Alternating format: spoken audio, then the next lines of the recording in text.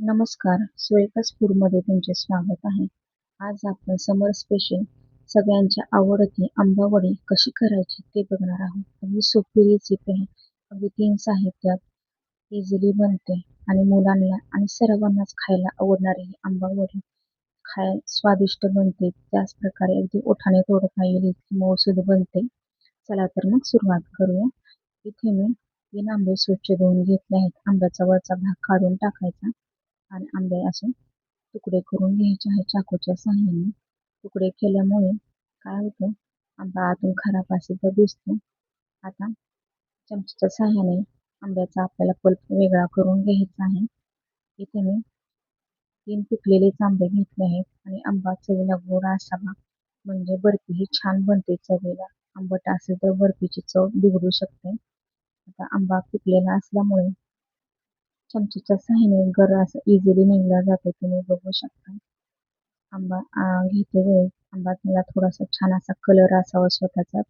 जसा केशरी आंबा वगैरे त्याला स्वतःचा मस्त असा कलर असतो, त्यामुळे वडीचाही कलर छान असा फुलून येतो. इथे सर्व मी गर एका प्लेटमध्ये काढून घेतलेला आहे. तुम्ही बघू शकता. आता एका मिक्सरच्या जारमध्ये हा सर्व मी गर काढून घेणार आहे. सर्व गर अशा मिक्सरच्या भांड्यात काढून घेतल्यानंतर आपल्याला हा फिरवून घ्यायचा आहे. कुठले मोठे चंक्स राहिले नाही पाहिजे. छान अशी आपल्याला इथे आंब्याच्या गराची छान अशी पेस्ट बनवून घ्यायची आहे. तुम्ही बघू शकता. छान अशी मी इथे मिक्सरच्या भांड्यात पेस्ट बनवून घेतलेली आहे. आता ही पेस्ट मी एका गाळणीवर काढून घेणार आहे. गाळणीवर काढण्याऐवजी तुम्ही जर पेस्ट भाजून घेतली थोडीशी, म्हणजे त्यातलं आपले फक्त जे आंब्यातलं एक्स्ट्राचे जे पाणी आहे ना, ते आटवून घ्यायचं आहे. तर मी काय करणार आहे, गाळणीवर काढून ठेवणार आहे. ह्या गाळणीतून एक्स्ट्राचे जे पाणी आहे ना, ते खाली पातेल्यामध्ये गळून जाईल, म्हणून मी गाळणीवर गर काढला आहे. तुम्हाला अशा पद्धतीने नसेल करायचं तर वेगळा एका भांड्यामध्ये आपल्याला आधीच आंब्याचा गर भाजून घ्यायचा आहे. थोडंसं त्यातलं पाणी आटवून घ्यायचं. गॅसवर कढई ठेवली तर थोडंसं पाणी टाकलं आहे. त्यात मी इथे 1.5 ग्लास एवढं म्हशीचं फुल क्रीम दूध घेतलं आहे. त्यामुळे छान अशी वडीला चव येते. आता आपल्याला इथे अर्धा लिटर एवढं मी दूध घेतलं आहे फुल क्रीम. इथे मी पॅकेटवाला दुधाचा वापर केला आहे. त्यात थोडंसं पाण्याचं प्रमाण कमी असतं, त्यामुळे दूध आटायलाही वेळ जात नाही. आता हाय टू मीडियम गॅसवर मी दूध चांगलं आटवून घेणार आहे. इथे 10 मिनिटे झाले आहे जवळपास. तुम्ही बघू शकता. दुधाला चांगली खळखळून उकळी आली आहे. त्यातच मी पाऊण वाटी एवढी साखर टाकून घेणार आहे.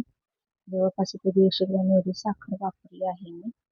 त्याच्यानंतर दुधाचाही गोडवा असतो, एवढी साखर पुरेशी आहे बर्फीसाठी. तुम्हाला जर जास्त गोड आवडत असेल तर अजून वाढवू शकता. इथे 12 ते 13 मिनिटानंतर बघू शकता तुम्ही दूध इथपर्यंत आटलं आहे. पूर्ण अर्ध झाला आहे. आता जो आंब्याचा गर आहे तो ह्यात टाकून घ्यायचा आहे. गरातून जवळपास 2 चमचे एवढं पाणी एक्स्ट्राचं जे आहे ना, ते पातेल्यात निथळलं गेलं आहे. आता हा सर्व गर मी त्या कढईमध्ये टाकून घेतलेला आहे. आता आपल्याला गॅस मिडियम करून घ्यायचा आहे आणि हा व्यवस्थित गर दुधामध्ये छान असा मिक्स करून घ्यायचा आहे. दोन्ही छान असे एकजीव करून घ्यायचा आहे. तुम्ही बघू शकता आंब्याचा कलर छान असा फुलून आलेला आहे. आता मीडियम टू हाय फ्लेमवर आपल्याला हा गर आणि दुधामध्ये छान असा मिक्स करून घ्यायचा आहे. सुरुवातीला थोडासा कलर पांढरा दिसतो दुधामुळे, नंतर असं छान असं मिक्स करत राहिल्यानंतर तुम्ही बघू शकता कलर चेंज होतो. छान असा आंब्याचा कलर असा फुलून येतो. त्याच्यानंतर चवीला मस्त लागते अशा पद्धतीने वडी केल्यानंतर. तुम्ही बघू शकता 16 ते 17 मिनिटे झाली आहे जवळपास. पर्यंत मिश्रण एवढं घट्ट झालं आहे, परंतु बर्फी सेट होण्या इतकं घट्ट नाही. तर आपल्याला अजून 5 ते 6 मिनिटं अजून परतवून घ्यायचं आहे. गॅसची फ्लेम मी हाय टू मीडियमच ठेवत हे मिश्रण आटवून घेणार आहे. तुम्ही बघू शकता जवळपास इथे 18 ते 19 मिनिटं झाले आहेत जवळपास आणि छान इथे आपलं मिश्रण तयार झालं. त्यातच मी अर्धा चमचा एवढंच तूप टाकून घेणार आहे. तुपाचा जास्तही वापर करायचा नाहीये. तूप छान असं मिक्स करून घ्यायचं आहे. तुम्ही बघू शकता गोळा असा कढई सोडत आहे. चमच्याने असं गोल गोल फिरत आहे. मस्त आपलं इथे मिश्रण घट्टसर तयार झालेलं आहे. छान असं गोळा तयार झाला आहे. त्यातला थोडासा आपण तुकडा काढून घेऊया. बोटावर असे जे गोळे वळून घ्यायचे आहे. तुम्ही बघू शकता छान असे गोळे बनले जाते.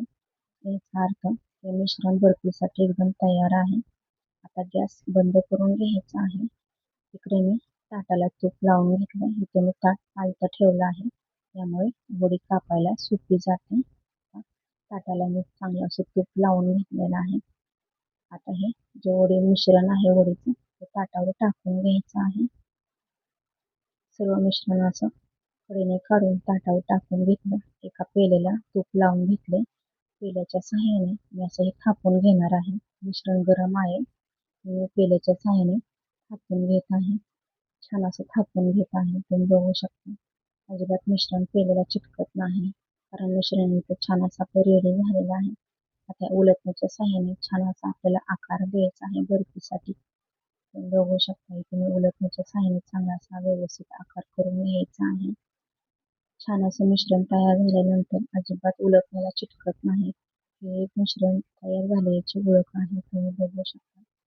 मस्त आपले ते मिश्रण तयार झाले. तुम्ही ताटाऐवजी खाली बटर पेपरवर जरी मिश्रण टाकून बर्फी सेट केली तरी मस्त बर्फी बनते आणि इझिली निघली जाते.